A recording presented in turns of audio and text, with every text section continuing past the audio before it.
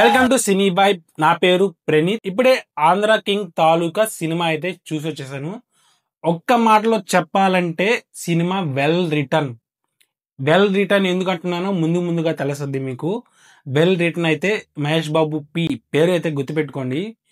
చాలా పకడ్బందీగా ప్లాన్ చేసి కాదు, పకడ్బందీగా లోపల నుంచి వచ్చింది ఆ స్టోరీ. ఒక ఫ్యాన్ కి హీరోకి బాండింగ్ అనేది ఎంత ప్యూర్ గా ఉంటుందో సినిమాలో అయితే చూపించేశాడు.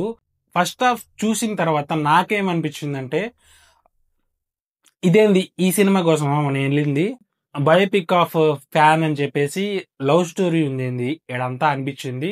ఓకే అనిపించింది ఫస్ట్ హాఫ్ అయితే. ఎందుకంటే ఆ లవ్ స్టోరీ అయితే అంత ఉంది. సెకండ్ హాఫ్ స్టార్ట్ అవ్వగానే మళ్ళీ లవ్ స్టోరీతోనే స్టార్ట్ అవుద్ది. ఒక సీన్ ఉంటుంది, ఊర్లో సీను, రాముల వారి గుడి సీన్.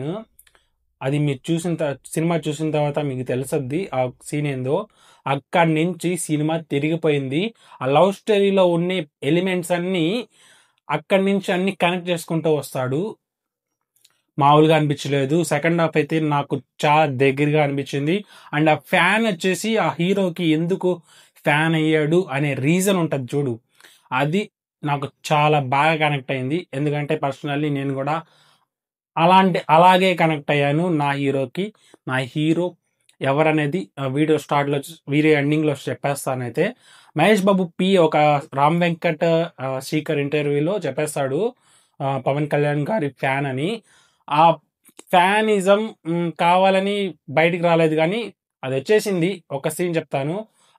అందరు మాట్లాడుకుంటూ ఉంటారు, జనరల్ డిస్కషన్, ఫ్యాన్స్ డిస్కస్ చేసుకుంటూ, రే మన హీరోకి 6 సినిమాలు వరుసగా ఫ్లాప్ అయినా తర్వాత సినిమా రికార్డులు కొట్టింది, అది కూడా మళ్ళీ ఫ్లాపే అలా అనుకుంటున్నాడు. అది అప్పుడు ఆ డైలాగ్ చెప్తున్నప్పుడు టీ గ్లాస్ మన హీరో తాగుతూ ఉంటాడు ఒక సీను.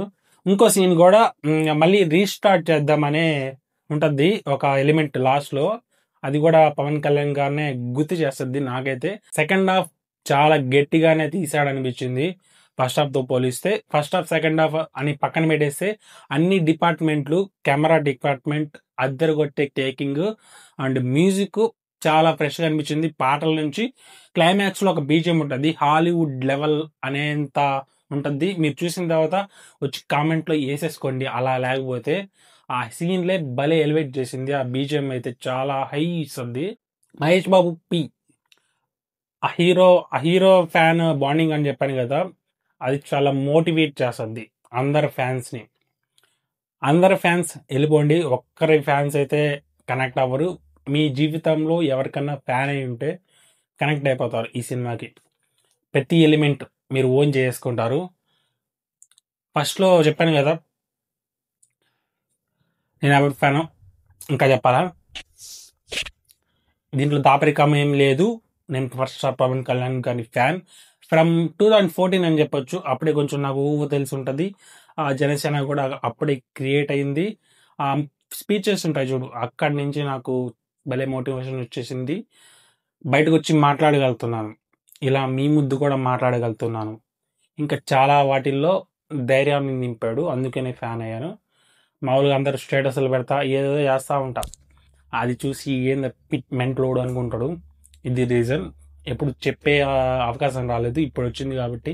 ఈ సినిమా చూస్తే అర్థమైపోద్ది ఒక ఫ్యాన్ పిచ్ అంటే. అంత పిచ్ ఏం కాదు, నాకు ఉంది అంతే. ఓవరాల్గా మీరు చూస్తుంటే సినిమాని కామెంట్ చేసేయండి, చూడకుండా వెళ్ళి చూసేయండి. డిసప్పాయింట్ అయితే చేయడు సినిమా. నా మీద నమ్మకం పెట్టి వెళ్ళండి, డిసప్పాయింట్ అయితే చేయదు. ఓవరాల్గా రామీస్ బ్యాక్, యాక్టింగ్ అదరగొట్టేశాడు, లుక్స్ కూడా అదరగొట్టేశాడు. 35+ ఉంటుంది, అయినా అలా అనిపించలేదు. భాగశ్రీ భూష కూడా అదరగొట్టేసింది. ఇంకా మెయిన్ హీరో క్యారెక్టర్ ఉపేంద్ర గారు అంతగా అనిపించలేదు. ఆ హీరో మెటీరియల్ మనం చూస్తాం కదా, ఎక్కడో కాస్ట్లీ అనే కాదు, ఒక ఉంటుంది, అది అనిపించలేదు. ఉపేంద్ర గారు అంటే అనిపిస్తుంది. కూడా అంటే మనలాగే అనిపిస్తాడు గటప్గా, చూడడం విధంగా కానీ అది అనిపించింది నాకైతే. కొంచెం అదొకటే, మీద లవ్ స్టోరీ, ఆ రెండు అటు ఇటు అనిపించింది. ఓవరాల్గా సినిమా అదిరిపోయింది. కామెంట్ చేసేయండి మీరు వెళ్ళుంటే. సబ్స్క్రైబ్ చేసుకోండి సినీ వెబ్, ఇలాంటి మోర్ రివ్యూస్ కోసం. ఎస్, రివ్యూస్ వస్తాయి. మీరు సబ్స్క్రైబ్ చేసుకొని చూస్తే. బాయ్.